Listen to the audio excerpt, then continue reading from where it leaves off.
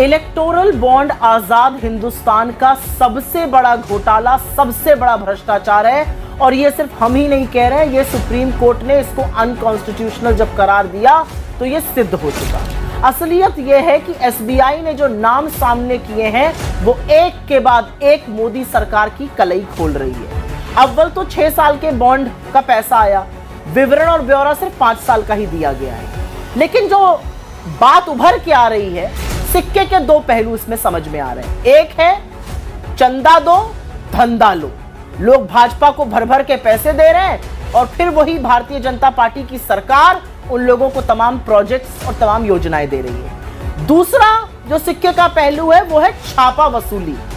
ED, CBI, income tax छापा डाल रही हैं और ये कंपनियां भर भर के खूब पैसे दे रही हैं भारतीय जनता पार्टी को। भला सोचिए कि जिस पार्टी की सरकार की एजेंसियां लोगों के खिलाफ जांच कर रही हैं, वो पार्टी खुद उन संदिग्ध, उन दागदार लोगों से, कथित दागदार लोगों से चंदा वसूली कर रही है। तो ये हफ्ता वसूली, ये छापा वसूली की प्रक्रिया बड़ी है। भारतीय जनता पार्टी का पर्दाफाश हो चुका है और 2 तरह की ये कंपनियां जो हैं इसके बारे में चर्चा करना चाहते हैं। पहले उन कंपनियों की बात करते हैं जहां पर ईडी, सीबीआई, इनकम टैक्स की कार्रवाई हो रही थी और उसके तुरंत बाद बीजेपी ने इन्हीं कंपनियों से मोटा चंदा ऐंठा, बेसिक तौर पर छापा वसूली की। डीएलएफ 25 जनवरी 2019 को डीएलएफ पर सीबीआई का छापा पड़ता है। 9 अक्टूबर 2019 को डीएलएफ बॉन्ड खरीदता है। ये बॉन्ड किसको गए, ये मुझसे बेहतर आप जानते हैं। डीवीज लैब 19 फरवरी 2019 को इनकम टैक्स की रेड होती है। यहां पर 5 जुलाई 2023 को डीवीज लेबोरेटरी बड़े बॉन्ड खरीदता है। नवयुग इंजीनियरिंग, इस कंपनी के बारे में आप जानते हैं।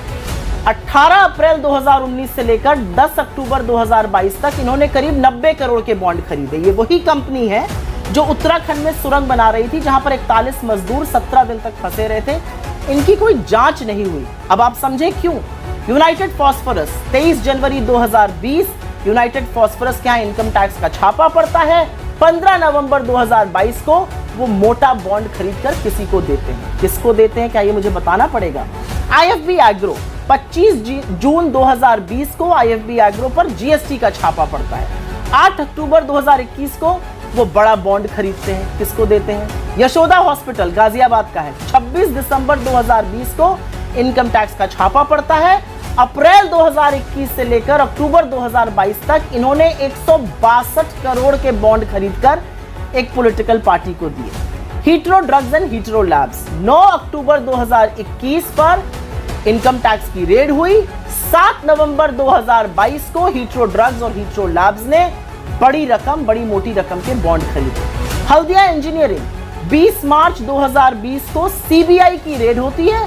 4 अक्टूबर 2021 को ये मोटे बॉन्ड खरीदते हैं। चेन्नई ग्रीनवुड्स, रोचक है ये, जुलाई 2021 को यहां पर इनकम टैक्स की रेड होती है। 5 जनवरी 2022 में ये बॉन्ड खरीदकर बिना दाग के उभर जाते हैं। हीरो मोटो 23 मार्च 2022 को यहां पर इनकम टैक्स की रेड हुई।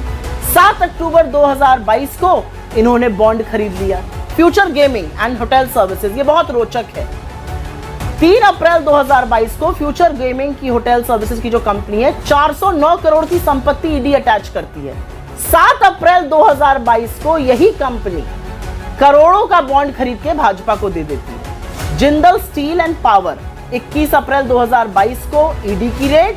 7 अक्टूबर 2022 को बॉन्ड खरीद लिए जाते हैं। माइक्रो लैब 14 जुलाई 2022 को इनकम टैक्स की रेड।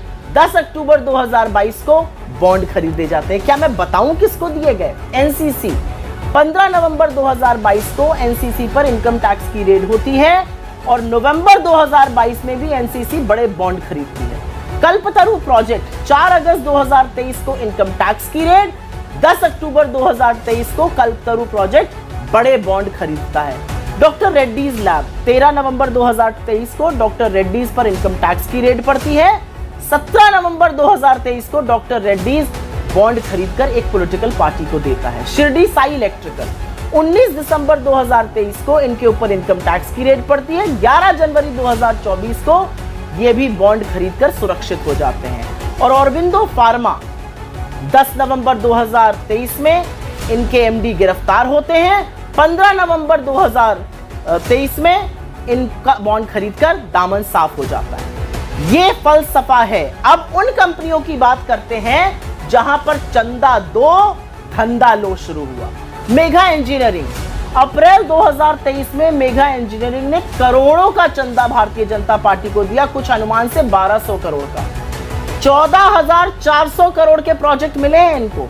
फिर सीरम इंस्टीट्यूट की बात करते हैं जिन्होंने कोविशील्ड बनाई थी। 18 अगस्त 2022 को एक ही दिन में वो 52 करोड़ का चंदा देते हैं। 22 अगस्त को मोदी जी उनके वहां जाते हैं, मिलते हैं और कोविड वैक्सीन पर उनकी मोनोपोली बनी रहती है। चंदा दो धंधा लो। वेदांता 400 करोड़ का इलेक्टोरल बॉन्ड दिया और बदले में बीपीसीएल में हिस्सेदारी सौंपने का सारा इंतजाम भारतीय जनता पार्टी की सरकार ने कर लिया।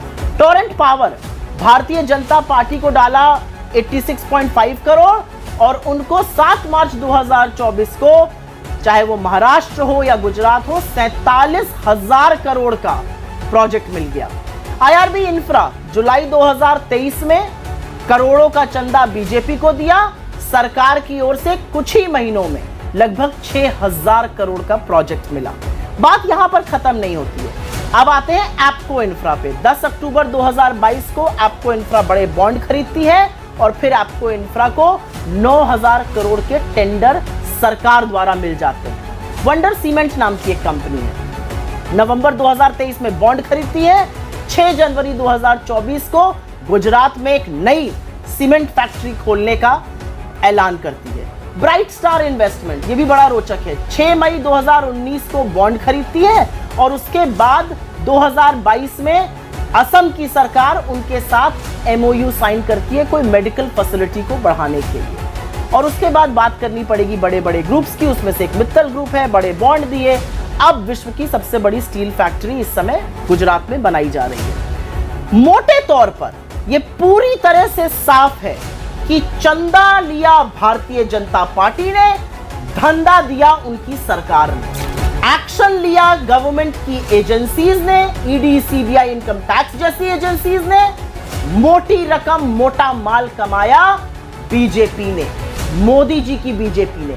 ये भ्रष्टाचार खत्म करने की जो बात कहते थे वो सरासर गलत है, वो झूठ है, क्योंकि आजाद हिंदुस्तान का सबसे बड़ा भ्रष्टाचार खुद नरेंद्र मोदी जी ने रचा है, उसके रचयिता हैं। और इलेक्टोरल बॉन्ड से ये बात पानी की तरह साफ हो चुकी है।